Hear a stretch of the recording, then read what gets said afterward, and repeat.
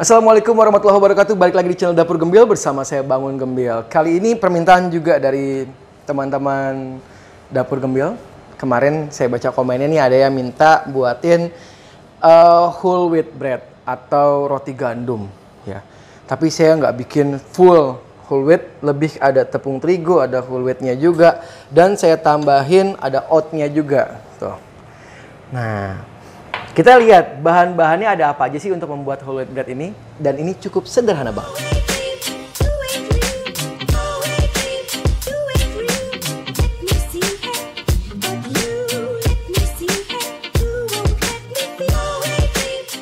Bahan-bahan yang kita menggunakan tepung terigu super premium dari Sri Boga. Ini adalah Hime. Terus ini adalah whole wheat ya, atau gandum utuh yang sudah dipecah-pecah. Ini ada brandnya, ada tepungnya juga, dan lain-lain. Terus ini ada oat ya, atau oat. Dan di sini ada bread improver. Ini sebenarnya opsional aja, teman-teman bisa pakai, bisa juga enggak. Ini ada ragi atau instant yeast. Saya menggunakan mentega putih, lalu ada garam dan juga susu bubuk. Ini juga opsional, mau dipakai enggak juga nggak apa-apa. Dan jangan dilupakan juga ini ada air. Saya menggunakan air es ya. Karena saya sering banget bilang air dingin, tetap aja ada yang bilang ini dinginnya dingin atau adem atau air es. Ini kita menggunakan yang spiral.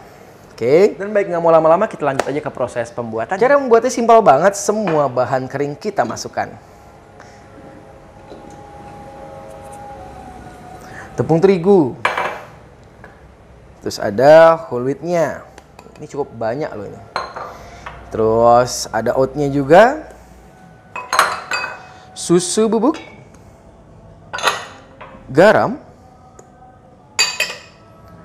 bread improver, instant yeast, dan semua bahan kering ini akan kita mixer dulu. Nah, jadi kita aduk dulu kurang lebih 2 menit saja. Nah, jadi semua bahan kering kita campurkan terlebih dahulu hingga seluruh bahan keringnya menyatu atau homogen. Baru kita masukkan cairannya. Oke, setelah bahannya sudah tercampur rata, kita langsung masukkan air dinginnya. Di sini saya menggunakan 900 gram tepung terigu, ditambahkan 200 gram whole wheat, ditambahkan 50 gram oatmeal-nya. Airnya saya bisa memasukkan sampai titik maksimal di 750 gram. Nah, kembali lagi teman-teman harus menyesuaikan dengan tepung yang digunakan di rumah. Jadi airnya bisa ditahan dulu 50 gram untuk mengatur kelunakan dari adonan yang dibuat. Karena ininya keras, masuk margarin masih keras, ya berarti airnya bisa tambahkan. Kalau ini sudah kelihatan lunak, masuk margarin tambah lunak banget, kelunakan, repot. Mendingan airnya ditahan dulu sebentar, baru masukkan sampai adonannya ke titik maksimal. Baik, kita matikan dahulu dan kita ambil dulu adonannya. Lihat ya teman-teman, ya lengket ya. Tuh. Kadar airnya bagi saya sudah cukup sekali. Nah, ya ini belum kalis. Dan tahap ini tahap di mana kita akan bisa memasukkan fat atau margarin ataupun butter yang kita gunakan. Di sini saya menggunakan mentega putih. Karena mentega putih memiliki kandungan air yang sangat sedikit, jadi nantinya roti tawarnya cenderung lebih moist. Diobok ya, saya sudah cuci tangan, tenang saja. Tuh, ya. Saya masukkan lagi dan naikkan kembali dan kita mixing kembali sampai margarinnya itu masuk dulu ke dalam jaringan gluten. Nanti margarin itu akan memutus jaringan glutennya, setelah itu menyatu dan akhirnya tidak ada lagi margarin di pinggir-pinggir sini nih. Lihat nih, di pinggir-pinggir sini udah nggak ada ya. Baru speednya bisa kita naikkan. Nah, itu baru menghasilkan adonan yang bagus kalisnya. Setelah mentega putihnya masuk seperti ini, kita masih menggunakan speed yang rendah atau speed 1 hingga bagian di pinggir bowlnya ini hilang. Kenapa harus seperti itu? Saya akan menjelaskan sedikit sampai seperti apa sih gitu kan. Jadi margarin, butter atau shortening atau mentega putih yang kita gunakan, itu kan nanti fungsinya adalah memutus jaringan gluten. Roti nggak akan alot gitu ya. Setelah dia masuk ke dalam jaringan gluten, sudah mengikat seperti ini, baru nanti speednya kita naikkan. Setelah udah homogen, speed dinaikkan sampai adonan itu bisa kalis elastis dan adonannya akan bagus banget dan mudah banget dikerjainnya. Seperti itu. Baik teman-teman, kita lihat dulu, ini bagian pinggirnya sudah tidak ada margarinnya, ya kan? Adonannya sudah homogen. Tapi apakah sini sudah kalis? Belum, ya. Ini belum kalis, tuh. Tapi sudah halus. Nanti kita akan naikkan ke speed 2, jadi tandanya masih segini ya. Ini masih seperempat perjalanan lagi nih. Sebentar lagi sudah selesai, tuh. Oke, kita taruh dulu adonannya. Adonannya sudah bagus banget, takaran airnya tepat. Kita naikkan dulu lagi. Speednya saya naikkan ke speed 2 dan ini kita aduk kembali hingga adonannya kalis. Setelah itu saya akan menjelaskan bagaimana caranya menghitung berat adonan terhadap loyang. Loyang yang saya gunakan ini tipenya adalah loyang teflon. Ini punyanya Saneng. Tipenya SN2882 dengan ukuran 20 panjangnya dengan lebar 11 dan tingginya adalah 11 cm. Berapa sih adonan yang harus kita masukkan ke dalam loyang tersebut? Biasanya kita gunakan paling kecil itu adalah 450 gram. Nah, saat ini karena kita menggunakan whole wheat dan juga oat, ya, itu kan berat. Kalau adonannya saya paskan, nanti rotinya domnya kurang cantik. Makanya ukurannya saya naikkan sedikit. Jadi cara menghitungnya simpel banget, teman-teman bisa lihat setelah ini. Gimana, masih bingung dengan hitungannya? Yuk, kita akan jelaskan lebih detail lagi. Jadi, yang dibilang lebar loyang itu adalah bagian ini. Ini adalah panjang loyang dan tinggi loyang. Dihitung dari bagian terdalamnya. Setelah ketemu panjang kali lebar kali tinggi, masuk ke dalam rumus. Itu rumusnya adalah dibagi 4,5 atau dibagi 5. Nah, teman-teman tinggal mau karakter rotinya padat atau ringan. Semakin tinggi pembagiannya, itu akan semakin padat rotinya. Jadi, yang saya lakukan di sini adalah saya bagi dengan ukuran pembagian 5. Saya ingin mendapatkan roti yang cenderung lebih ringan. Pasti semakin ringan, nanti rongganya juga akan semakin besar. Tapi, saya akan menambahkan sedikit. Harusnya ketemunya adalah sekitar 480 sekian gram.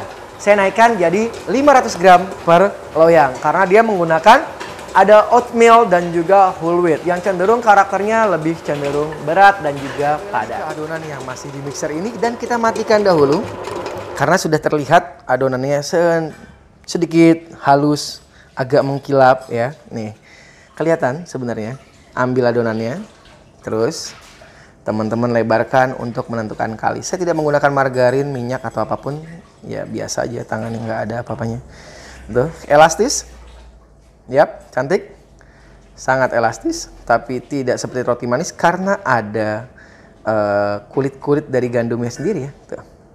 Ya kan? Tuh. Cakep ya? Tuh. Transparan ya, tidak setransparan roti manis. Jadinya seperti ini Mas Bani itu. Ya. Dadah. Oke, baik. Ini sudah bagus adonannya dan kita langsung turunkan saja. Jangan lupa ya, setiap menurunkan mixer, speednya harus diturunkan juga, biar nanti nggak kaget pada saat menggunakannya lagi.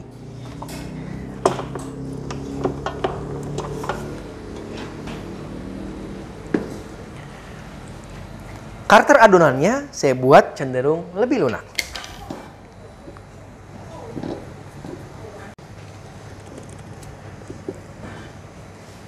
Kita keluarkan dulu. Ambil adonannya. Wow.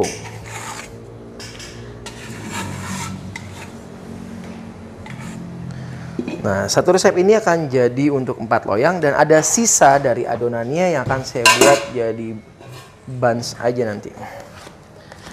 Nah, bagusnya sebenarnya teman-teman bisa istirahatkan dahulu rotinya ya, didiamkan dulu. Misalnya mau ditutup pakai bowl stainless yang tadi juga boleh, mau pakai plastik juga boleh, mau pakai serbet juga boleh, terserah.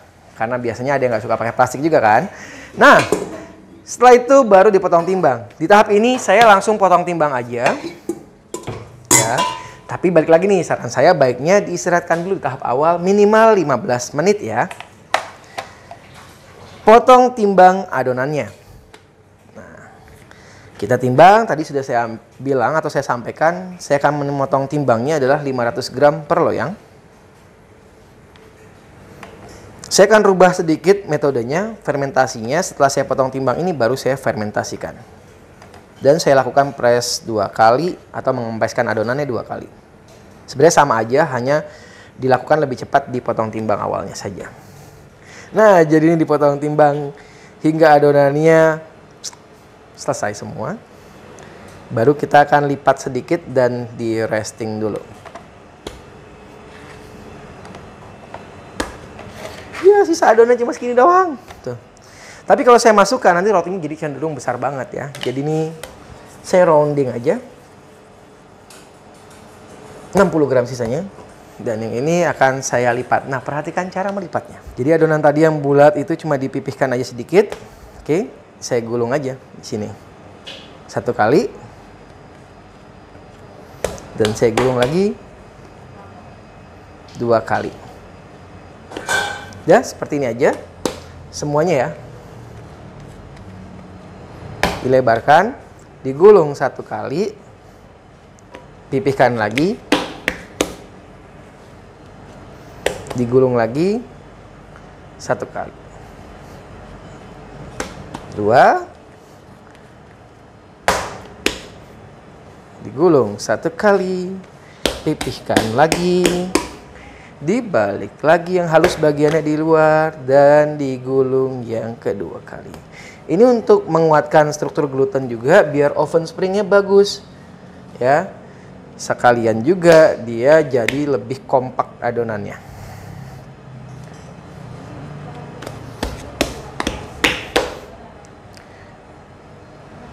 Karena saya tidak menggunakan mesin yang khusus untuk roti tawar. Oke. Kita tutup dulu ya. Ini karakternya lunak sekali, jadi saya membutuhkan sedikit terigu ataupun bisa pakai whole wheat lagi buat taburan atau dustingnya sedikit. Ini sudah 15 menit. Kita buka nih. Tuh, sudah mengembang ya.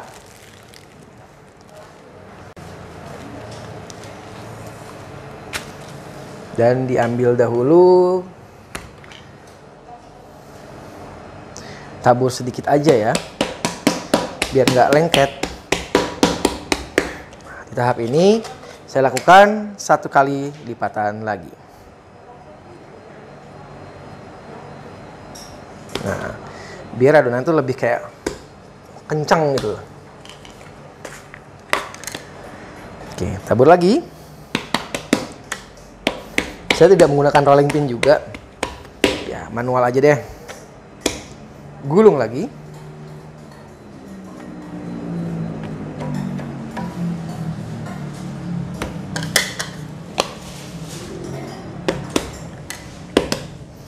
Dusting lagi.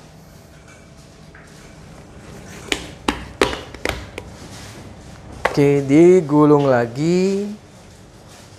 Nanti ini juga gulungnya 2 kali sih sebenarnya biar lebih pas ukurannya. Terakhir, jangan terlalu banyak juga kasih dusting ya, sekedar cuma tidak lengket cukup. Ini buang gas aja kok di sini. Nah, setelah itu balik lagi yang ke pertama nih. Pipihkan sekali lagi. Nah, ini udah yang terakhir nih, gulung lagi. Jadi roti itu cenderung lebih apa ya? Lebih kayak cantik gitu nantinya.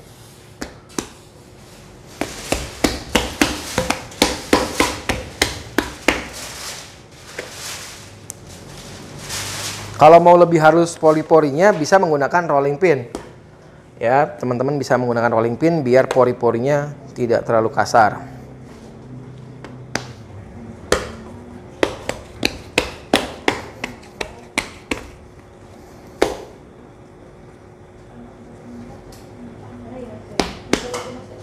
Kasihan yang kecil. Ikutan. Nah. Tuh, jadi balon-balon di dalamnya udah keluar. Jadi rotinya nggak masuk angin lagi nih. Tidak masuk angin lagi. Anginnya sudah kita keluarkan semua ya, tanpa harus dikerokin, cuma dipijit-pijit aja. Tutup kembali.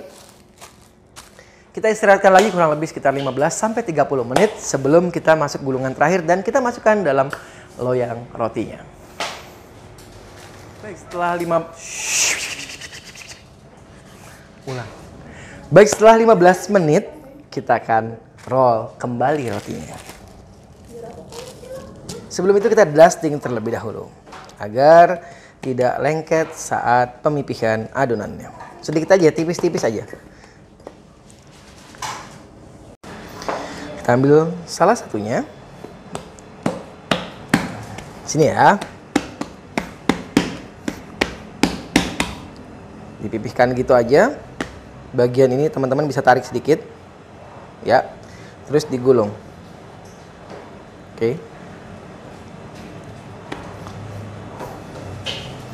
Udah, simple, taruh sini aja langsung. Tuh. Nah, di sini juga ada tips sedikit nih. Kalau bisa, roti itu panjangnya tidak sampai mentok sini, tidak sampai full ke sini juga. Biarin dia ada ruang pengembangan. Biar hasil rotinya juga tetap lurus, tidak menyang-menyong ya. Lanjut yang kedua. Nah, di tahap ini teman-teman juga boleh kok pakai rolling pin. Saya cuma pengen ambil yang simpelnya aja.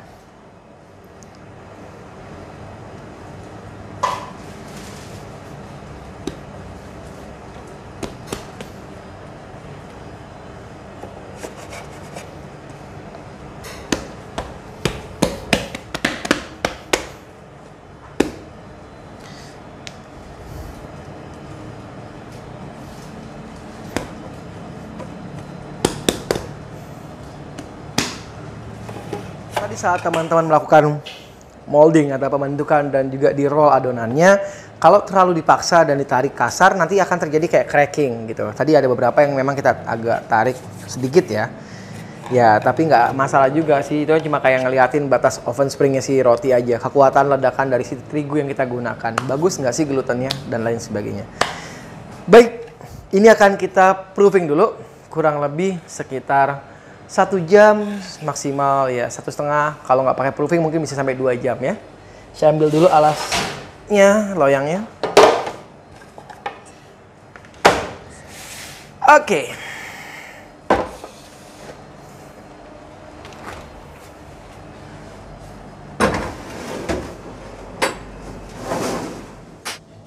Dan kita istirahatkan 1,5 jam. Ditutup dulu.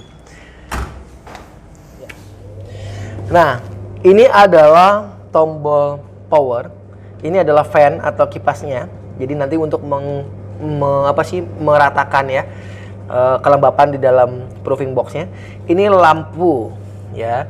Ini adalah humidity atau kelembapan. Jadi teman-teman bisa atur kelembapannya di sini. Tuh. Saya pakai di 60 aja cukup dengan suhu 35 derajat Celcius. Nah, ini sudah cukup mengembang sempurna ya. Oke, seperti ini. Oke. Jadi seperti ini pengembangannya sudah maksimal dan cantik. Nah, teman-teman bisa lihat di sini ya, ini bibir loyang. Teman-teman bisa lihat ya, garis dari bibir loyang roti itu sudah mengembung sedikit ya. Seperti ini. Domnya tidak terlalu tinggi. Kalau semakin tinggi nanti cenderung dia bisa patah pinggang atau mengkerut. Jadi nggak kokoh rotinya. Jadi sudah tahu ya gimana posisinya, pengembangannya seperti apa. Dan sekarang kita akan langsung masukkan rotinya ke dalam oven. Oke, ini saya taruh sini dulu sebentar. Nah, seperti ini. Oke. Ya. Nih, karena posisi api itu tinggi sekali, dekat sekali ya, pendek sekali, dengan ini nanti akan mengembang lagi. Jadi api atasnya sementara saya matikan. Kita tutup dulu. Api bawahnya saya taruh di angka 190 derajat Celcius dengan api atas saya off-kan dahulu. Nanti setelah 40 menit akan kita nyalakan kembali. Waktunya kurang lebih adalah 45 menit. Nah, kita tunggu ya. Nah, kita lihat dulu, ini di menit ke-13 ya. Menit ke-13 suhunya masih di 190, atasnya sudah naik sendiri. Walaupun apinya saya matikan, biasalah api bawah itu akan memenuhi panasnya di suhu ruangnya tersebut gitu kan. Jadi kita nggak pakai api atasnya dahulu. Kita lihat seperti apa pengembangannya. Tuh. Wow, tinggi sekali pengembangannya. Nah, ini namanya kalau kita sebutnya adalah oven spring. Nah, bisa dilihat lebih dekat ke arah pinggir kiri. Di sini adalah titik cracknya. Ini adalah oven spring. Kekuatan tepung pada saat pengovenan. Namanya adalah oven spring. Dan dia naiknya tinggi banget. Dan ini keren banget. Kita tutup dahulu. Dan kita tunggu sampai 45 menit. Nanti hasilnya seperti apa. Oke, kita matikan dahulu. Geserin tangannya dahulu. Kita lihat dulu ya. Ini di 45 menit. Rotinya gede banget. Oke, sudah matang sempurna. Cakep banget. Saya tutup dulu ovennya. Namanya oven spring, ya. Tuh. Ini pengembangan nih. Jadi ada crack di sini atau crack di sini nggak ada masalah juga sih. Tapi kalau mau mulus ya bisa juga. Menambahkan improver, tapi ternyata tepung saya tuh punya oven springnya bagus ya. Tenaganya masih bagus banget. Jadi sampai dia oven springnya terlalu kuat nih. Kalau ketahuan seperti ini, kita tinggal mengurangi jumlah improvernya atau bisa dilepas sekalian. Karena masih punya tenaga yang cukup bagus, oven springnya tinggi sekali.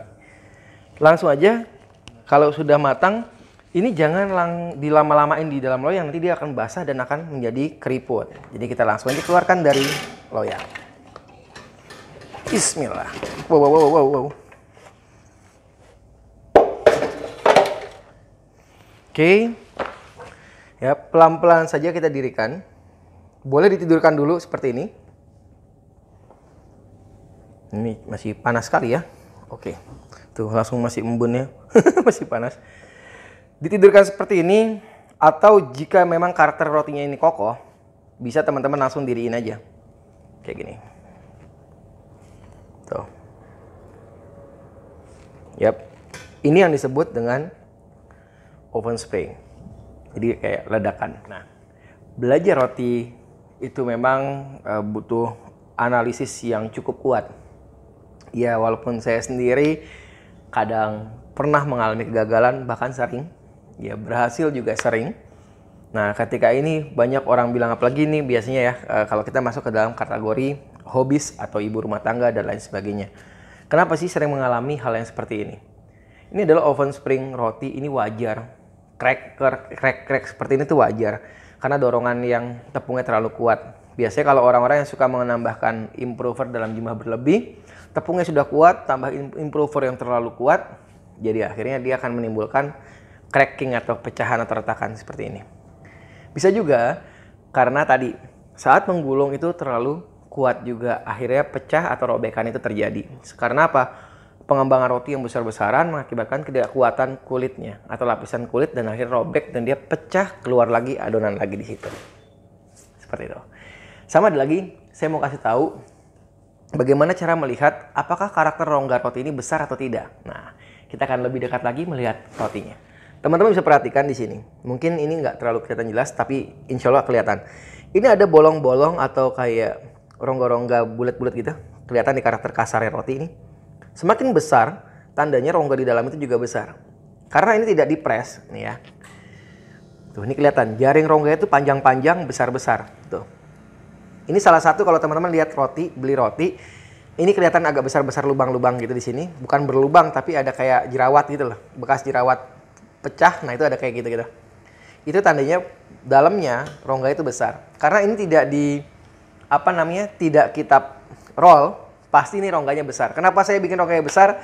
Karena saya pengen banget makan roti yang cenderung lebih ringan gitu. Kalau terlalu padat biasanya dimakan tuh kayak cepat ngenyangin. Saya nggak terlalu suka roti yang cepat ngenyangin. Nih kalau kita buka ya, sini. Saya ambil dulu chopping boardnya. Oke. Baik, banyak teman-teman yang membuat video tentang roti atau tutorial roti seakan-akan habis diangkat dari oven langsung dipotong. Nah ini jujur ini masih panas, baru. Sebenarnya kalau aslinya ini dilakukan, hasil roti yang terjadi adalah Kita lihat ya. Roti yang panas-panas dipotong menggunakan pisau. Itu ada bekas potong atau kasarnya. Tuh. Jadi roti itu saling ketarik. Tidak mungkin halus. Makanya motong roti disarankan minimal sampai benar-benar dingin. Biasanya kita taruh di 1 hari. Ya, atau 1 malam. Sore ini kita buat, besok pagi baru dipotong. Itu yang benar. Kalau langsung dipotong akan menimbulkan tarikan-tarikan. Jadi seratnya itu tidak kelihatan bagus, malah jadinya kayak ketarik dan kasar. Gitu. Nah, seperti yang saya sampaikan di sebelumnya, tadi saya sempat bilang, kalau kita lihat di bagian sini ada rongga-rongga yang kasar, pasti dalamnya juga seratnya besar-besar. Dan terbukti pada saat kita potong, seratnya besar-besar. Saya ulang kembali. Jadi kalau misalnya porinya besar, itu sudah terlihat dari luar. Kita bisa menganalisis sendiri. Kalau di sini banyak kayak kasar-kasar gitu kan, kayak bekas jerawat yang pecah saya tadi bilang itu, pasti dalamnya juga akan besar-besar. Menganalisis roti tidak sulit, teman-teman bisa lakukan di rumah. Jadi kalau teman-teman lihat hasil dari rotinya, waduh, porinya gede-gede nih. Nah, tandanya kalau teman-teman suka serat yang halus, yang rapet dan lain sebagainya, bisa menggunakan metode tadi. Di rolling aja sampai dia pipih, tidak ada bubbling-bubblingnya. Tadi saya bilang di awal, saya lagi pengen nggak pakai rolling. Jadi saya pengen dapat roti yang cenderung lebih ringan. Rongga besar, tapi dimakan tuh nggak cepat ngenyangin. Itu roti yang saya suka. Nah, sesuai dengan karakter masing-masing, dibuat aja. Tekniknya sama, metodenya sama. Tinggal bedanya adalah di-press atau tidak di-press. Mudah, selamat mencoba di rumah. Rekor kita ini sudah Isya. Mungkin kita sampai rumah jam 8 malam. Wassalamualaikum warahmatullahi wabarakatuh. Dadah. Nah, setelah 1 malam kita istirahatkan, kita bisa lihat bedanya. Kemarin sudah kita potong langsung dan itu kan agak lengket ya. Jadi seratnya itu jelek banget kalau langsung dipotong. Karena masih panas dan cukup basah. Kalau sudah 1 malam, ini tuh dipotongnya juga mudah. Dan seratnya atau crumbnya jauh lebih baik. Tuh, jadi nggak ketarik, tetap bagus. Nah, seperti yang saya bilang kemarin, di bagian crumbnya ini cenderung lebih besar karena tidak saya press menggunakan rolling pin. Jadi hasil crumbnya seperti ini. Nah, bentuk crumbnya seperti ini. Dom rotinya juga bagus, tidak ada patah pinggang ya, karena pengovenannya tepat. Dengan suhu yang tepat, panas bagus, waktu pengovenan juga cukup lama sehingga kematangannya sempurna. Jadi di bagian dalam dan seluruhnya itu sudah bagus sekali.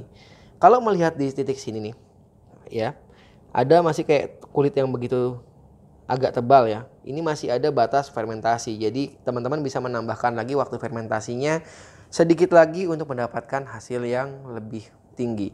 Tapi saya lebih suka yang seperti ini karena sudah tidak saya roll, jadi adonannya tetap crumbnya tetap ringan, dimakan rotinya tetap ringan, jadi nggak cepat kenyang. 1 hari kemarin saya sudah menghabiskan rotinya, tinggal segini doang nih, tuh tinggal ujungnya. Ini empuk banget dan apa ya, tidak terlalu mengenyangkan karena porinya saya bikin agak sedikit besar. Jadi teman-teman nggak cepat enak lah saat makan roti ini. Kita bisa potong manual menggunakan bread knife ya, atau pisau roti. Ini tuh sudah enak dipotongnya, tuh. Tidak lagi repot karena empuk di dalamnya itu kalau masih panas. Tuh. Ini makannya menggunakan telur dan salad enak banget. Oke, kita juga bisa potong menggunakan bread slicer. Di sini saya bisa memperkenalkan lagi, ini namanya bread slicer, jadi alat pemotong roti tawar dengan ukuran yang sudah ditentukan. Ini kurang lebih sekitar 1 cm sampai 1,5 cm ya, kurang lebihnya. Posisi rotinya teman-teman taruh dengan meletakkan bagian bawah rotinya di sini. Karena bagian atas ini terlalu kering. Nanti efeknya kalau ditaruh di bawah kayak di bawah duluan, kayak jadi nyangkut-nyangkut atau agak sedikit ngaret gitu. Tombol powernya itu ada di sebelah kanan saya, di sebelah sini. Tinggal dipencet aja. Dan dia akan bekerja untuk memotong.